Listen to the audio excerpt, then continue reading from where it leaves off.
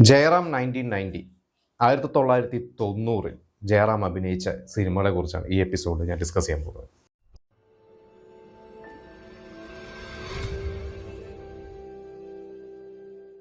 1988 ജയറാം ആദ്യമായിട്ട് സിനിമയിൽ അഭിനയിക്കുന്നത് അപരൻ എന്ന് പറയുന്ന ഒരു സിനിമ.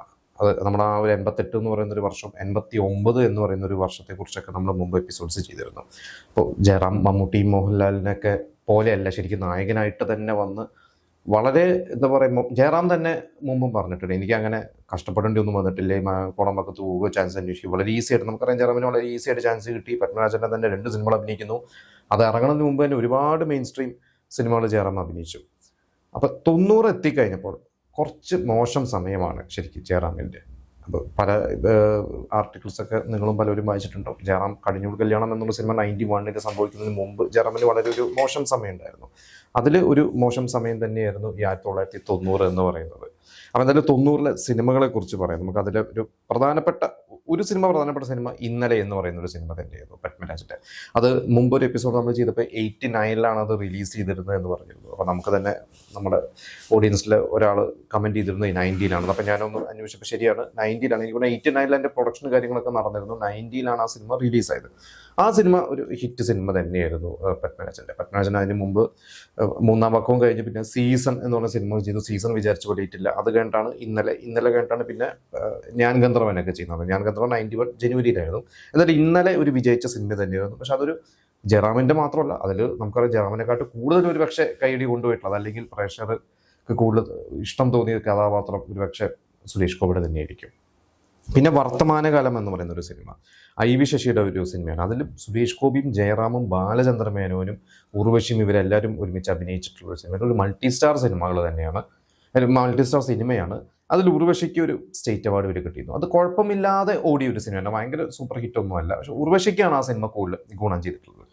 പിന്നെ മാളൂട്ടി ഭരതൻ്റെ, നമുക്കറിയാം മാളൂട്ടി അന്നതൊരു വൻ വിജയമൊന്നുമല്ല, പക്ഷെ പിന്നീട് അത് TV അല്ലെങ്കിൽ അന്നൊക്കെ കാസറ്റൊക്കെ കണ്ടിട്ടാണ് കൂടുതൽ ആളുകൾ ആ ഒരു സിനിമ ഇഷ്ടപ്പെട്ടിട്ടുള്ളത്.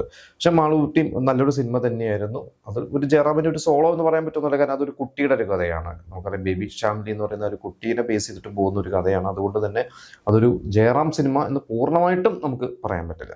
പിന്നെ പാവം രാജകുമാറിൽ ജയറാം ശരിക്കും ഒരു ഗസ്റ്റ് റോള് പോലെയാണ്. അത് ശ്രീനിവാസൻ ആണ് അതിലെ നായകൻ.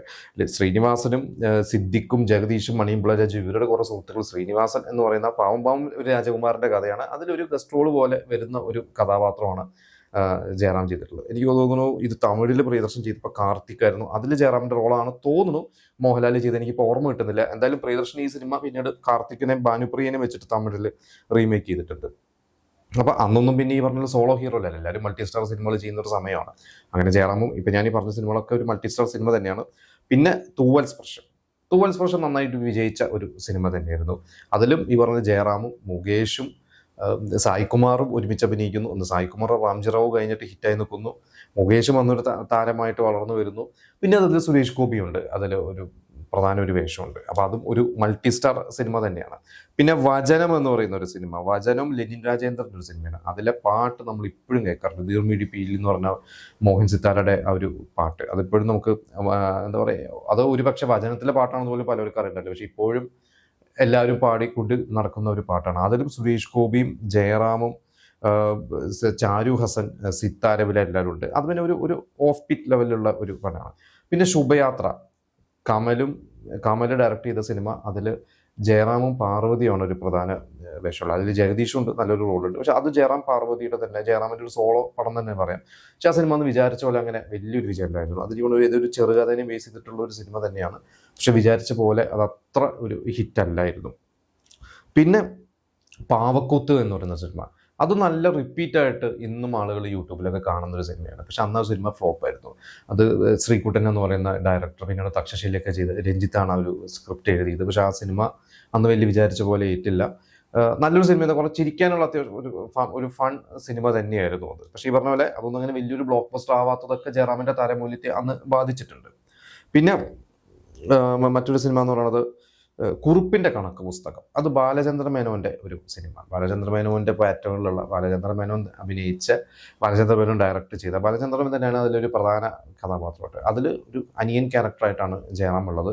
അതിൽ പാർവതി ഉണ്ട്, ഗീതയുണ്ട്, ഒരുപാട് പേരുണ്ട് ഒരു സിനിമയിൽ. നല്ലൊരു സിനിമ തന്നെയായിരുന്നു. അതങ്ങനെ ഭയങ്കര ബ്ലോക്ക് ബസ്റ്റർ ഒന്നുമല്ല, പക്ഷേ അത്യാവശ്യം ശ്രദ്ധിക്കപ്പെട്ട ഒരു ഫാമിലി ഓഡിയൻസിൻ്റെ ഇടയിൽ ശ്രദ്ധിക്കപ്പെട്ടിട്ടുള്ള ഒരു സിനിമ തന്നെയായിരുന്നു. പിന്നെ ഒരു പ്രധാനപ്പെട്ട സിനിമ, എനിക്ക് തോന്നുന്നു ഇപ്പോൾ ജയറാം അഭിനയിച്ച, ഈ വർഷം അഭിനയിച്ചതിലെ ഏറ്റവും വലിയൊരു ഹിറ്റ് സിനിമയാണ്. അത് പക്ഷേ ജയറാമിൻ്റെ ക്രെഡിറ്റിൽ പോകാൻ പറ്റില്ല. അത് തലയണ മന്ത്രമാണ്.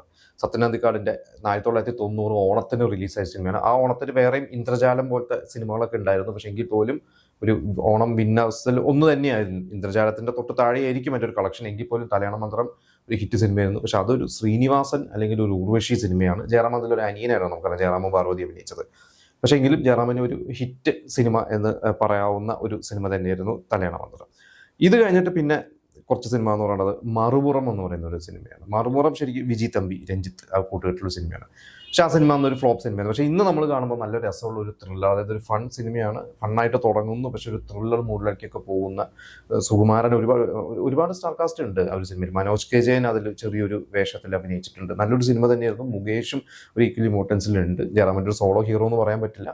പക്ഷെ സിനിമ എന്ന് വിചാരിച്ച പോലെ ഏറ്റിട്ടില്ല. പിന്നെയാണ് പ്രധാനപ്പെട്ട വേറെ 2 സിനിമകൾ. ഒന്ന് രാധാമാധവം എന്ന് പറയുന്ന ഒരു സിനിമ. ഈ രാധാമാധവം സുരേഷ് ഉണ്ണിത്താൻ എന്ന് പറയുന്ന സംവിധാനം, ലോഹിദാസിന്റെ സ്ക്രിപ്റ്റാണ്. അതിന് മുമ്പ് ജാതകം എന്ന് പറയുന്ന സിനിമ അത്യാവശ്യം 89 ഇറങ്ങി ഹിറ്റായ ഒരു സിനിമയാണ്. അതിനുശേഷം അതേ ടീം ഒന്നിച്ചൊരു സിനിമയായിരുന്നു. പക്ഷേ ഈ സിനിമ ഭയങ്കര പരാജയമായിരുന്നു. അപ്പോൾ ഇതിൻ്റെ ഒരു പരാജയം അതിൻ്റെ സംവിധായകനെയൊക്കെ ഭയങ്കര മാനസികമായിട്ട് തളർത്തിരുന്നു എന്നൊക്കെ ഞാനിവിടെ വായിച്ചിട്ടുണ്ട്. പിന്നീട് എനിക്കൊണ്ട് ലോഹിദാസുമായിട്ട് കുറച്ച് പ്രശ്നങ്ങൾ, ആ സിനിമ പരാജയപ്പെട്ടത് വിചാരിച്ച പോലെ സംവിധായകൻ എടുത്തില്ല എന്ന് ലോഹിദാസ് പറയുകയോ അതിനൊരു മറുപടി ഇദ്ദേഹം കൊടുക്കുവാൻ എന്തോ സംഭവിച്ചിട്ടുണ്ടെന്ന്. എന്തായാലും ആ ഒരു സിനിമ ഒന്ന് പരാജയമായിരുന്നു. പിന്നെ രണ്ടാം വരവ് എന്ന് പറയുന്ന ഒരു സിനിമ, ജയറാം ഒരു ആക്ഷൻ ഹീറോ ആവും എന്നുള്ള ഒരു രീതിയിൽ ഇറങ്ങിയ സിനിമ. കേമതു, മോഹൻലാലിനെയൊക്കെ വെച്ച് 20ാം നൂറ്റാണ്ടൊക്കെ കൊടുത്തിട്ടുള്ള സംവിധായകനാണ് അദ്ദേഹം. ഈ പറയുന്ന ജോൺ പോളിൻ്റെ സ്ക്രിപ്റ്റാണ് ജയറാമിനെ വെച്ചിട്ട് ചെയ്ത ഒരു സിനിമ. ജയറാമും രേഖയും സുകുമാരനും ഒരു ആക്ഷൻ ഒരു മൂഡിലുള്ള ഒരു സിനിമ തന്നെയായിരുന്നു. പക്ഷെ ആ ഒരു സിനിമ ഭയങ്കര ഒരു പരാജയമായി പോയി തിയേറ്ററിൽ. ജയറാമിന് അതിന് മുമ്പും പുതിയ കരിക്കുളം എന്ന് പറയുന്ന ഒരു സിനിമ 89 ജയറാം ചെയ്തു, അത് ഫ്ലോപ്പായിരുന്നു. ഈ ഒരു സിനിമയും ജയറാമിന് ഫ്ലോപ്പായി. പിന്നെ മാലയോഗം എന്ന് പറയുന്ന ഒരു സിനിമ, അത് സിബി മലയിൽ കിരീടമൊക്കെ കഴിഞ്ഞ് ഹിസൈനസ് അബ്ദുള്ളയൊക്കെ കഴിഞ്ഞിട്ട് ചെയ്ത ഒരു സിനിമയായിരുന്നു. ഹിസൈനസ് അബ്ദുള്ള കഴിഞ്ഞിട്ട് തന്നെയാണ് തോന്നുന്നു. ഹിസൈനസ് അബ്ദുള്ള 1990 മാർച്ചിലാണ് തുടങ്ങുന്നത്. അത് കഴിഞ്ഞിട്ടാണെന്നുള്ളതാണ് എൻ്റെ ഒരു ഓർമ്മ. എന്തായാലും ഈ ഒരു സിനിമ അങ്ങനെ ഭയങ്കര ഒരു വിജയമൊന്നുമല്ലായിരുന്നു. പക്ഷേ ഒരു കൊച്ചു സിനിമ എന്ന രീതിയിൽ അത് ശ്രദ്ധിക്കപ്പെട്ടു. പക്ഷെ നേരത്തെ പറഞ്ഞ പോലെ ഒരു മൾട്ടി സ്റ്റാർ സിനിമയാണ്. ജയറാം, മുകേഷ്, പിന്നെ മുരളി നല്ല ശക്തമായിട്ടൊരു ക്യാരക്ടറുകളൊക്കെ ഉണ്ട്. ഒടിയിൽ ഉണ്ണികൃഷ്ണൻ വലിയൊരു സ്റ്റാർ കാസ്റ്റ് ഉള്ള ഒരു സിനിമ തന്നെയാണ് മാലയോഗം. അപ്പോൾ ഇത്രയും സിനിമകളാണ് 1990 ജയറാമിൻ്റെ റിലീസായത്. അപ്പോൾ ഇതിൽ നമുക്കൊരു സോളോ സിനിമ എന്ന് പറയുന്ന ഒരു രണ്ടാം വരവോ പാവക്കൂത്തോ ഒക്കെയാണ് ജയറാമിൻ്റെ ഒരു സോളോ സിനിമകൾ. ബാക്കിയെല്ലാം മൾട്ടി സ്റ്റാർ സിനിമയാണ്. പക്ഷേ ഇതൊന്നും അങ്ങനെ വലിയൊരു ഹിറ്റല്ല. അപ്പോൾ ഒരു സോളോ ഹിറ്റ് ജയറാമിന് ആ ഒരു വർഷം കിട്ടിയില്ല. ജയറാമിൻ്റെ താരമൂല്യം ഇടിഞ്ഞു നിൽക്കുന്ന ഒരു സമയമാണ്. ആ സമയത്ത് തന്നെയാണ് ജയറാം ഭരതൻ്റെ കേളി എന്ന് പറഞ്ഞ സിനിമ കമ്മിറ്റ് ചെയ്യുന്നത്. 1990 തന്നെയാണ് കമ്മിറ്റ് ചെയ്യുന്നത്. 91 കേളിയുടെ ഷൂട്ടൊക്കെ നടക്കുന്ന ഒരു സമയത്താണ് പത്മരാജൻ ഞാൻ ഗന്ധർവൻ റിലീസാവുന്നതും പത്മരാജൻ ജയറാമിനെ തൃശ്ശൂർ വെച്ചിട്ട് കാണുന്നതും അടുത്തൊരു സിനിമ നമുക്ക് ചെയ്യാം എന്നൊരു വാക്ക് കൊടുക്കുന്നത്. പക്ഷെ പിന്നെ 91 ജനുവരിയിൽ തന്നെയാണ് പത്മരാജൻ നമ്മൾ വിട്ടുപോയത്. എന്തായാലും 91 എന്ന് പറയുന്ന ഒരു വർഷം പിന്നീട് ജയറാമിന് ഒരു അത്യാവശ്യം വലിയ ഹിറ്റുകൾ കിട്ടിയൊരു വർഷമായിരുന്നു. അപ്പോൾ അതിനെക്കുറിച്ച് നമുക്ക് മറ്റൊരു എപ്പിസോഡിൽ ചർച്ച ചെയ്യാം. എന്തായാലും ഇപ്പം ഞാൻ ഈ പറഞ്ഞ സിനിമകൾ പലതും നിങ്ങൾ തിയേറ്ററിൽ കണ്ടിട്ടുണ്ടോ? ഈ സിനിമകളെ കുറിച്ചുള്ള നിങ്ങളുടെ അഭിപ്രായങ്ങളും, ഇപ്പം ഞാൻ പറഞ്ഞ പല സിനിമകളും ഫ്ലോപ്പാണ് എന്നുള്ള രീതിയിലാണല്ലോ നമ്മുടെയൊക്കെ ഒരു അറിവ്. അപ്പോൾ പക്ഷേ ആ സിനിമയൊക്കെ പിന്നീട് നമ്മളൊക്കെ റിപ്പീറ്റ് കണ്ടിട്ട് ഇന്നതൊക്കെ വിജയമെന്ന് വേണമെങ്കിൽ പറയാം. കാരണം യൂട്യൂബിലൊക്കെ കണ്ടിട്ടത് ഹിറ്റാക്കിയിട്ടുള്ള ഓഡിയൻസാണ് നമ്മളൊക്കെ. അപ്പോൾ ആ സിനിമകളെ കുറിച്ചുള്ള നിങ്ങളുടെ അഭിപ്രായങ്ങൾ, നിങ്ങളുടെ ഫേവറേറ്റ് സിനിമകളൊക്കെ നമുക്ക് കമൻറ്റ് ചെയ്യാം.